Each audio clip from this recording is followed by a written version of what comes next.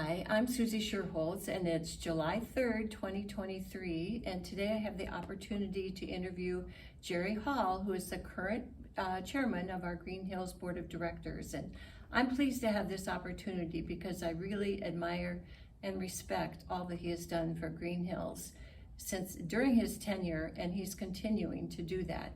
So that said, Jerry, when did you and Nancy move to Green Hills? And another part, what enticed you to come here? Well, we moved in November of 2012, but we had purchased 2 units that were together and gutted them and redid the whole thing.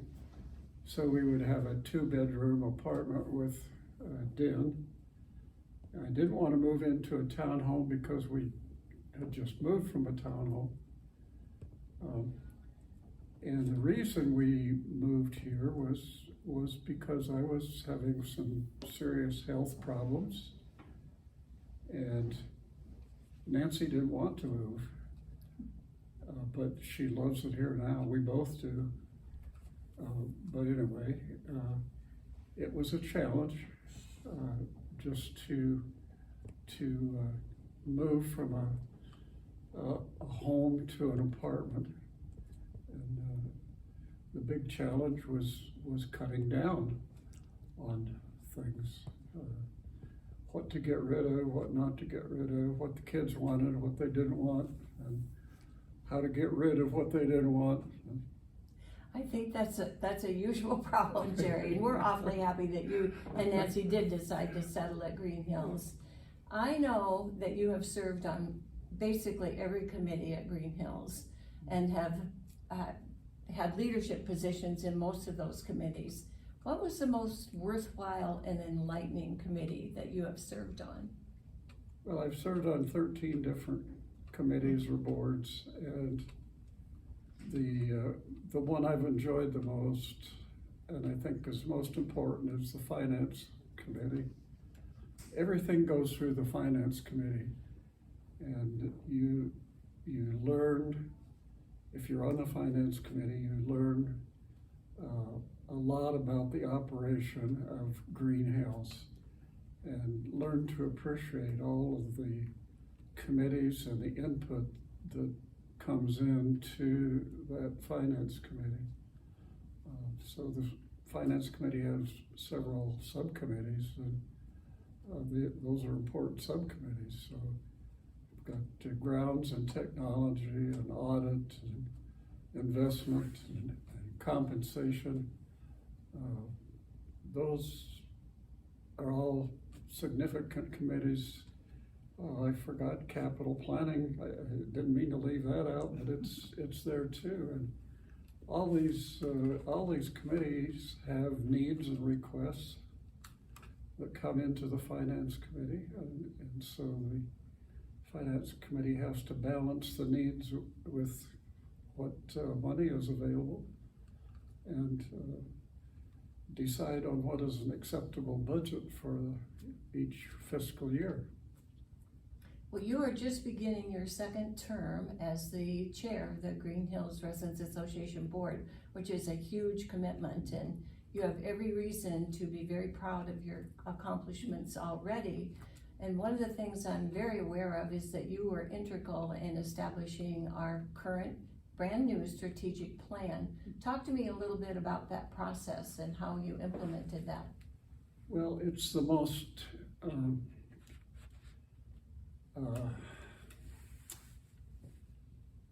diverse strategic plan that we've had.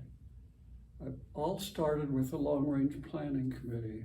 When I became president of the board, I asked the Long Range Planning Committee to come up with important topics for the Strategic Plan Committee to work on for the next 5 years.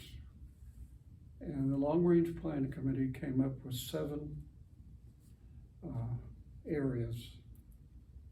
So we formed 7 task forces, and we had a coordinator for each task force, and we had co-chairs for the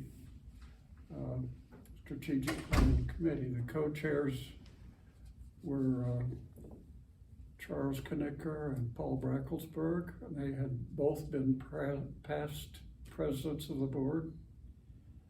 And then I called about 60 people and asked if they wanted to be part of the Strategic Planning Committee. And about 50 of those said yes, they would. And that was important to get community members involved in the strategic plan. And then we divided up those 50 members into the 7 task force.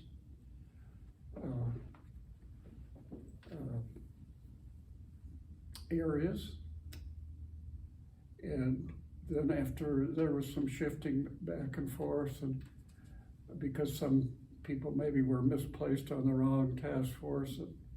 Anyway, we came up with some great leadership with the coordinators. It turned out that we have 169 tasks to perform in this strategic plan. That doesn't mean we will accomplish them all, but that's what's planned in this 5-year period between last year when it started and now the next 4 years. The 90 of those tasks have been started already. Some have been finished, but like I say, it's the most extensive strategic plan that we've had to date. Back in 2000 or somewhere, the board at that time had 5 areas for their strategic plan committee. So it's grown significantly from there. And of course, the community has grown, so there are many areas to consider. Well, Jerry, I think one of the things you did so well with that was involving so many people in the community. I mean, you said you called over 60 people, getting them on appropriate committees, and you really did extremely well with that. But as you have moved on as president of the board of directors, what has your philosophy been in leading the board? Well, my philosophy has been to get people involved and be the best we can be. The more people involved, the better. We're a unique community in that the committees really control the operation of Green Hills. Even though we hire a company to carry out the wishes of the people of Green Hills, it's the committee's structure and how that works that develops into how we operate. So the more people involved, the better. Gives us more input, gives us the best ideas on how to proceed. So it's really important. It's important for people to get involved with committees. Absolutely it is, and you've done that, as I said before, you've done that so well. A big part of your involvement in the leadership of Green Hills has been with the facilities and grounds that have made so many improvements during the time that you have lived here. Since 2012, talk to us about some of the changes that have taken place in our community. Well, let's start with grounds. First of all, there's been a significant improvement in the grounds.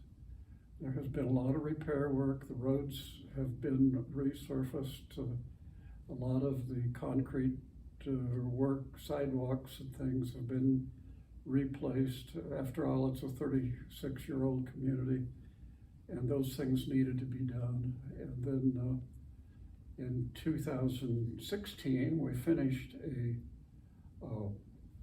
Maples addition.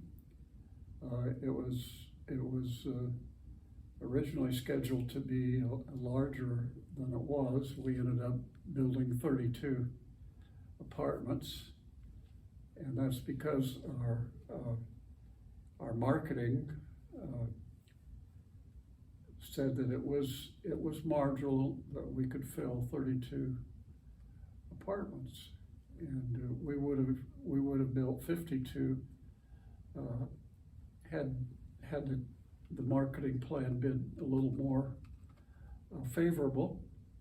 But we filled all 32, and then lo and behold, some of our competition built a lot of apartments, and they filled theirs too. So our information was very conservative, and now we're working on the new Maples edition to complete what was originally started. So we're trying to get approval to build 20 more units. And again, our marketing information is that it's marginal to fill those, but we have 20 people that have made deposits for 20 apartments. So we think if we get approval to go ahead and build, we'll be able to fill those too. When did we expand the healthcare center? Yes, the healthcare center was expanded into some additional memory care area. And let's see, well, in 2012, the wellness center, assisted living, and healthcare were all built or expanded. And then there's been another expansion that I've forgotten what date it occurred, but it allowed more space in memory care. And then in 2019, we finished the amenities center. The additional apartment project was still in our strategic plan, and has been in the strategic plan since at least 2007, as far as I know. And but the people at Green Hills decided we wanted more amenities. So after the Maples was built, or maybe in conjunction with that, it was followed almost immediately with the amenities, which was a new community room, a theater, a salon, meeting rooms. And that has been a godsend for us, because we have a large community room, and it's taken some pressure off the dining room, for certain things where there are a large number of people that come, like 2200 Club, for example, or meetings of all sorts. Anyway. Well, there has been another major happening in this past year. Tell us about your involvement with hiring our new executive director. Well, a surprise came to us early this year when Kat decided to take another position. And she had been our executive director for 4 years, and she had previously worked as a healthcare administrator for 5 years. And that was really working well, because she knew both sides of the corporation. And so we had to find somebody to replace her. John Klein, who was her boss from Life Care Services, LCS, started trying to find people that he thought would fit Green Hills. So he developed a description that I don't think anybody in all of the world could have fit the complete description that he had. But he had some people that applied that he didn't think were appropriate. So we didn't get to interview those people. But after he put out the announcement and the job description, one person applied that had the background and a lot of the experience that he wanted. Well, it turns out that Callista Severs was that person, and the board interviewed her and the staff interviewed her, and all the reports were good. Well, it turned out she had previously worked for LCS for 12 years in the finance area, and her background is in finance, accounting, but she wanted something more, and on her own, she decided to get a license to operate a retirement center. I'm sure that's not the exact name of it, but anyway, she has her license, or had her license, got it on her own. And so when this position came open and applied, and she interviewed, and John Klein made her an offer, and she accepted. And it was really surprising because she had a really good job in Johnston, Iowa, but again, working in finance, and she wanted to broaden her scope. So we're delighted to have her because it's important to know finances, and she knows them, and she works well with people, and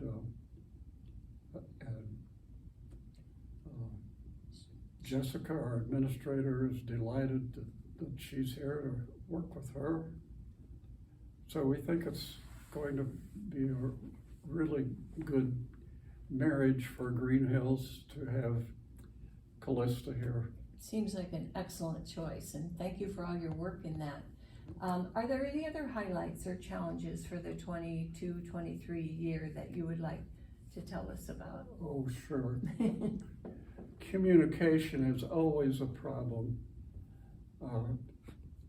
If you don't communicate what's going on, then rumors start, and they develop, and they grow, and so it's easy to get misinformation. So making sure people communicate what's going on is really important. If you've noticed, Josh recently has put out a lot of memos. He's trying to communicate with the community what all is going on in maintenance, repair, and replacement. And in the last 2 years, there have really been a lot of those things happening. And quite a lot of expenditure has been made in maintenance, repair, and replacement. So the other thing is staff salaries. We've increased those significantly so that we can remain competitive with our competition. And our competition is local for the most part, but that has helped us, and now we're fully staffed in the healthcare center, and I think we're still looking for a couple of people, one in grounds and one in maintenance, but with the increase in the salaries, we've been able to hire people much more easily, and hopefully get them to stay. We do have a lot of student help that work in the food service and other services, and that turnover is always going to be there, but it's important to keep your employees happy, and we're trying to do that. For sure. So as you said, you and Nancy moved to Green Hills in 2012. What do you consider some of the major milestones or turning points in the development of Green Hills? Well, I think a major turning point started in 2012, just before we moved in, and that was the assisted living, the wellness center, and some addition in the healthcare. Since that time, it's been the Maples addition, the amenities addition, and the grounds have improved significantly. Since Selena was hired, she works well with the grounds committee, or the grounds committee works well with her, whichever way you want to look at it. But there's a definite plan for improvement, and it amazes me when I walk around and drive around the community. I see that improvement in various places. Now, it isn't all done. It takes a long time to do that, but there are areas that just look absolutely beautiful because of this work that's been done in the grounds, and I just think it's, as a first impression when people come here, that's what they see, and so I think it's really important. And of course, the residents enjoy the beauty of the grounds, the flowers and the plants, and just how well it's done. What are some of the things that you most appreciate about Green Hills? Oh gosh, I appreciate the people and the variety of people here. I mean, we have farmers, we have teachers, we have mechanics, we have accountants, we have engineers, we have doctors, we have lawyers, just a variety of backgrounds. And it's so much fun to talk to people with different backgrounds over dinner, or at 2200 Club, or at the cafe, or whatever. In any event, I think we have a diverse population, and people live longer when they have other people they can talk to and associate with. So it's the people here are really the most important thing. And then, aside from that, amenities. We have a tremendous amount of amenities and activities going on all the time. People could participate in something every day if they wanted to. And of course, it's their choice. They don't have to. They can sign up or not to do this or that. There's education classes and bus trips and buses to the ball games. So you don't have to drive and park outside in the cold during the winter. You can be dropped off right at the door. Well, I know you participate in all the exercise classes. Yeah. Exercise classes, that's right. Helps keep you moving. It certainly does. How do you think the Green Hills residents and our administrators can best work together for the benefit of our whole Green Hills community? Well, I think it comes back to being involved in committees. There's always a staff member at a committee meeting. That's required by our contract, and we get direct interaction between the committee and the staff member, and then there are staff meetings, and then some of us have meetings with the executive director where we talk about issues each week, and so it takes communication, but it's important to get involved in a committee. And then, of course, if you don't want to be involved in a committee, the door is opened for the executive director, and if you want to email me or call me, that's okay too. My door is open, and I don't shut my phone off. So yeah, there are just a lot of things going on, a lot of things that have to be taken care of, and they don't always get taken care of as soon as people would like, but that's because we're a large organization. We're growing, and there are just a lot of things to do. I know you've been extremely welcoming to the residents, and they keep you very busy, so your Yep. phone is always available. That makes a big difference, Jerry. So what do you think are some of the unique advantages here at Green Hills that maybe keep us on top as far as our competition is concerned? Well, the advantages are our amenities and activities, for one thing. Another is we have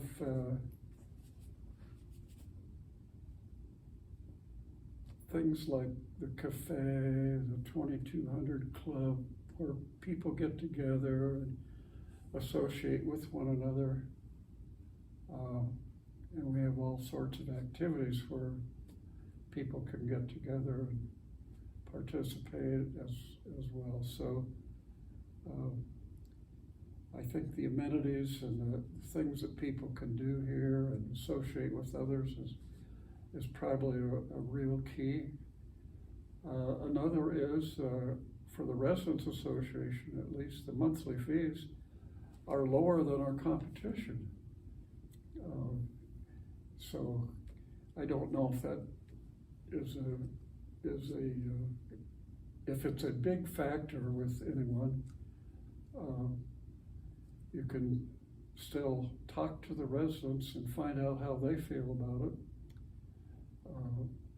For someone coming in, I usually suggest that. Talk to as many residents as you walk by and ask them a question and see how they feel about Green Hills, and you get an idea of what they feel about it, and then look around, look at the amenities, look at the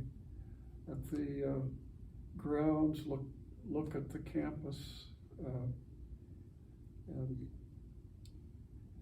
of course, we hope they decide Green Hills is the place for them. So you just answered my last question, and what advice would you give somebody looking to move into a community such as this? And you just need them to come and see what we have to offer. That's right. Come and see. Jerry, one thing you spoke to me about earlier was how important the continuum of care was to you and Nancy. Before we close, do you want to elaborate on what that actually means? Well, sure. That's part of our mission and our vision. Is first of all, a residents-owned association that has a quality of care through a continuum of services.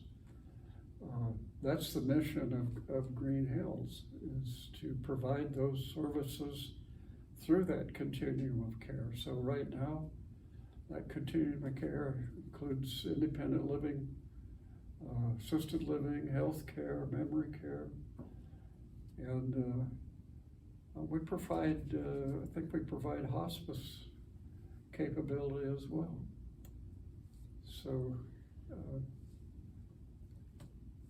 Well, you've excellent. got everything you need if you come here. If you come here, and that's why we want them to be here.